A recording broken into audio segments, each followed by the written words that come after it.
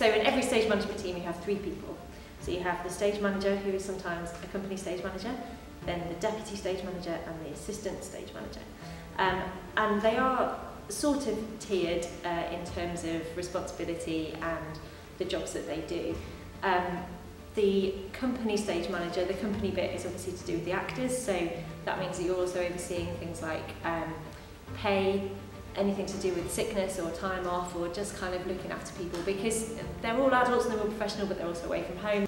The assistant stage manager works quite closely with the stage manager, and they, in rehearsals, are kind of in charge of props, so they will source things, buy things. There's obviously a budget, and it's often not enormous in terms of, I think if you knew what the budget was in comparison to how much stuff is on the stage, it's often quite a surprise.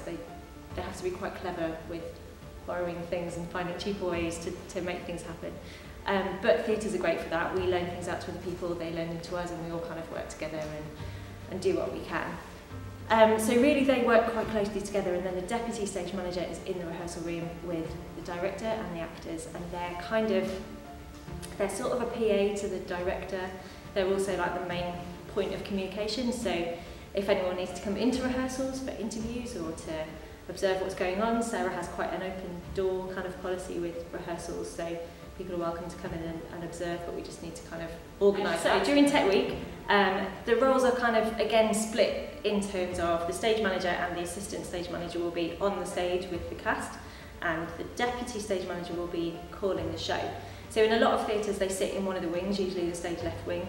In ours they sit in the box at the back of the auditorium, which for me personally I think is great because you get the best view that you could possibly get. You can see everything, you can also see quite often over the top of things, or you sort of have eyes in as many places as it's possible to have them, and then you have people on the stage who can watch things for you. So if, for example, if I'm queuing something to fly in, I can see that everyone who needs to be clear of that piece is clear, but if I can't see from a certain angle, I'll have eyes on stage to say, stop that, because it's going to land on someone's head, or it's going to catch on a cloth or whatever it might be.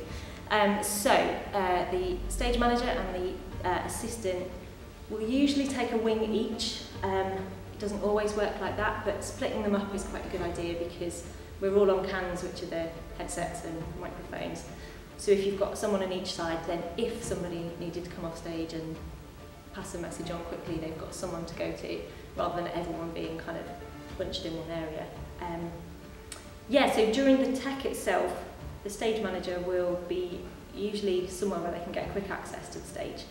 So we stop frequently. It can take hours to do usually the opening sequence of each act. They tend to be more involved than once you get into the kind of run of it. So the stage manager will kind of stay somewhere near the stage so that they can leap on quickly and stop everything. And obviously people who are on cans can hear each other, but the actors don't know what's going on. So the actors will keep going until they're stopped, which is literally the stage manager walking on stage, waving if they need to and stopping.